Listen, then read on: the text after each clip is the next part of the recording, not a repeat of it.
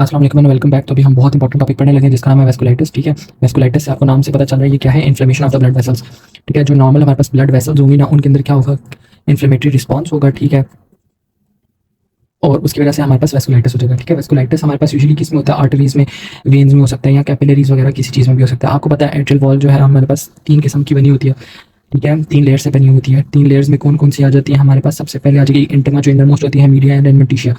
तो अब आपको इसकी इटियोलॉजी थोड़ी बहुत पता होनी चाहिए। ठीक है, इसकी इटियोलॉजी और इसकी क्लासिफिकेशन बहुत इंपॉर्टेंट है, वो आपको फिंगर टिप्स में आनी चाहिए। ठीक है, कहते हैं अच्छा, अब ना मैं जनरली बता देता हूँ कि इसके वैसे क्लिनिकल फीचर्स क्या होते हैं या इसको डिवाइड हमने किस तरह किया होता है। ठीक है, इसकी क्लासिफिकेशन पहले पढ़ लेते हैं, फिर इसकी इटियोलॉजी और सारा पढ़ते हैं। क्लासिफिकेशन इसकी एक वीडियो में समझाऊंगा और बाकी सब कुछ नेक्स्ट वीडियो में। क्लासिफिकेशन इसकी इंपॉर्टेंट है, ये आपको फिंगर टिप्स में आनी चाहिए। पहले जो क्लासिफिकेशन कर रहे हैं ना हम, वो कर रहे हैं कि जी वेस्कुलाइटिस कौन कौन सी वेसल्स में होता है। ठीक है, टाइप ऑफ वेसल्स,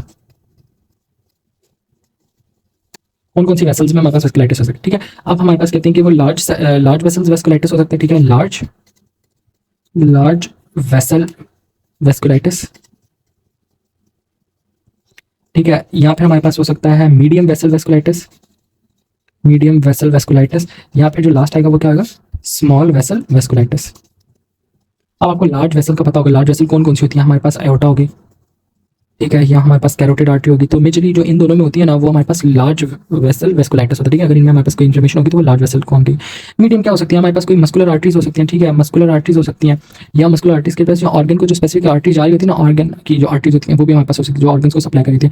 और स्मॉल वेसल्स में हमारे पास क्या आ जाएंगी, आर्टरीज आ जाएंगी, स्मॉल आर्टरीज, कैपिलरीज और वेन्यूल्स, जो ऑलरेडी हमारे पास स्मॉल साइज है। एक क्लासिफिकेशन तो ये हो जाती है। ठीक है, कौन कौन सी वेसल को हमारे पास इन्वॉल्व करें।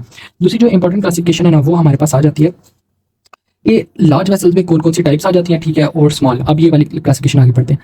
पहले आ जाएगी लार्ज वेसल्स के अंदर जाएंगी। लार्ज वेसल्स में आपने 2 याद रखनी है। ठीक है, सबसे पहले होगी joint cell, joint cell number 1। Number 2 आपने जो याद रखनी है इसमें टाका यासु आती है, जॉइंट सेल और टाकायासु। ठीक है, ये 2 वेस्कुलाइटिस हमारे पास आएंगे। उसके बाद जॉइंट सेल के बाद हमने क्या लार्ज सेल के बाद हम पढ़ेंगे मीडियम वाला। ठीक है, मीडियम में कौन कौन सी आती है, मीडियम वेसल में आपने ये याद रखनी है। ठीक है, मीडियम वेसल में जो इंपॉर्टेंट है वो आ जाएगी हमारे पास सबसे पहली पैन, जिसको बोलते हैं पोली आर्थराइटिस नोडोजा। दूसरी आपने जो याद रखी है इसमें ये रखना है कावासाकी, कावासाकी वेस्कुलाइटिस। ठीक हो गया, एक आ गई बुर्गर, बुर्गर। ठीक हो गया। उसके बाद जो अब आ जाएगी स्मॉल, स्मॉल वेसल्स में कौन कौन सी होती हैं।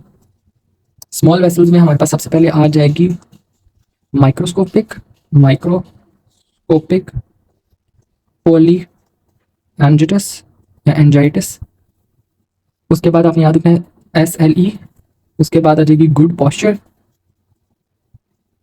उसके बाद श्रग, श्रग स्ट्रॉस सिंड्रोम।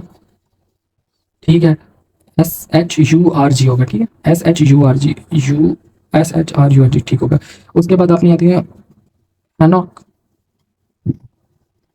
स्कॉलेंस। ठीक है, ये नाम वैसे याद कर ले तो अच्छा है।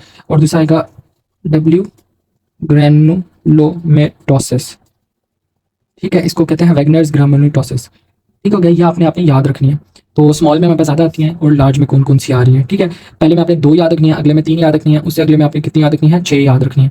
ठीक हो गया, एक क्लासिफिकेशन की ये टाइप होगी। दूसरी जो क्लासिफिकेशन है वो आपको क्लासिफिकेशन आएगी ना, वो होगी एनका एसोसिएटेड और नॉन एनका एसोसिएटेड। एनका क्या होता है, हमारे पास होती है एंटी न्यूट्रोफिलिक साइटोप्लाज्मिक एंटीबॉडीज। ठीक है, एनका एसोसिएटेड और नॉन एनका। अब आप एनका वाली याद कर लेंगे ना तो बाकी जितनी भी होंगी वो नॉन एनका वाली। सबसे पहले एनका में आपने याद किया पैन, पोलीआर्थराइटिस नोडोजा। दूसरा आपने स्मॉल में जो पढ़ी थी वो क्या थी, वैगनर्स ग्रैनुलोमेटोसिस। ठीक है, ग्रैनुलोमेटोसिस, वैगनर्स ग्रैनुलोमेटोसिस। उसके बाद आ जाएगा माइक्रोस्कोपिक, माइक्रोस्कोपिक पोली एंजाइटिस। ये आप नाम रिवाइज करते रहेंगे, साथ साथ बोलते रहेंगे तो याद आ जाएगा, श्रग स्ट्रॉस सिंड्रोम। ठीक हो गया, ये आपने याद रखना है। 1 2 3 4 ये जितनी भी है ना, ये हमारे पास एन का एसोसिएटेड है। ठीक है, बाकी जितनी भी पीछे लिखी है ना, इन सारों को निकाल के ये कौन सी हो जाएगी, नॉन एन का। ठीक है, नॉन एन का मैं आपको 2 3 नाम बता देता हूँ। नॉन एन का एसोसिएटेड, नॉन एन का एसोसिएटेड। एसोसिएटेड में आपने सबसे पहले लार्ज सेल वाली लिख लेना है, कौन सी, जॉइंट सेल, जॉइंट सेल। ठीक हो गया। उसके बाद आपने कौन सी पढ़ी थी, टाकायासु, टाकायासु वेस्कुलाइटिस। और उसके बाद आप ये याद रखें कावासाकी, कावासाकी, और कावासाकी के बाद भी अगर आपको कोई याद रखनी है तो आप ये याद रखें, SLE याद रखना या गुड पॉस्चर याद रखना, ये नॉन अनकैंसर, चार चार आपने ये याद करना। अच्छा, अब उसके बाद एक जो क्लासिफिकेशन आती है हमारे पास होगी थर्ड टाइप, एनका एसोसिएटेड और नॉन एनका एसोसिएटेड।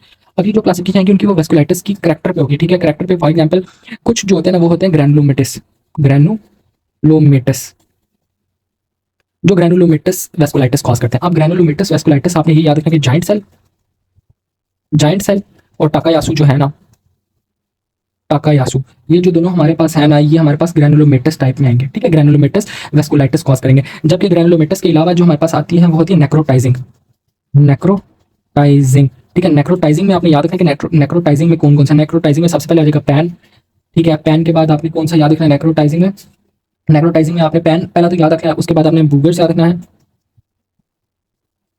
उसके बाद आपने याद रखना है वैगनर्स, वैगनर्स ग्रैनुलोमेटोसिस, उसके बाद आपने याद रखना है माइक्रोस्कोपिक, माइक्रोस्कोपिक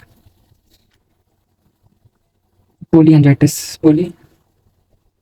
तो ये आपकी क्लासिफिकेशन थी टोटल, ठीक है। ये आपको क्लासिफिकेशन फिंगर टिप्स पे आनी चाहिए, ये बहुत इंपॉर्टेंट है। इसकी चार किस्म की हमने क्लासिफिकेशन पढ़ी। पहली जो क्लासिफिकेशन हमने पढ़ी वो पढ़ी सेल वैसे कौन कौन सी इन्वॉल्व करता है, स्मॉल मीडियम लार्ज, फिर लार्ज में कौन कौन सी आती है, मीडियम में कौन कौन सी आती है, और स्मॉल में कौन कौन सी इंक्लूड होती है। उसके बाद आपने याद रखिए एनका एसोसिएटेड कौन सी और नॉन एनका एसोसिएटेड कौन सी है, किन में ग्रैनुलोमेटस हमारे पास वेस्कुलाइटिस होता है और किन में नेक्रोटाइजिंग वेस्कुलाइटिस होता है, तो वो उनके मैंने नाम लिख दिया। तो ये आपने याद करनी है, इनको फिंगर टिप्स पे याद कर लिए, बहुत बहुत बहुत इंपॉर्टेंट क्वेश्चन है, ठीक है। आपसे ये लाजमी पूछा जाता है, और बाकी आप इनकी डिटेल हम नेक्स्ट वीडियो में पढ़ते हैं।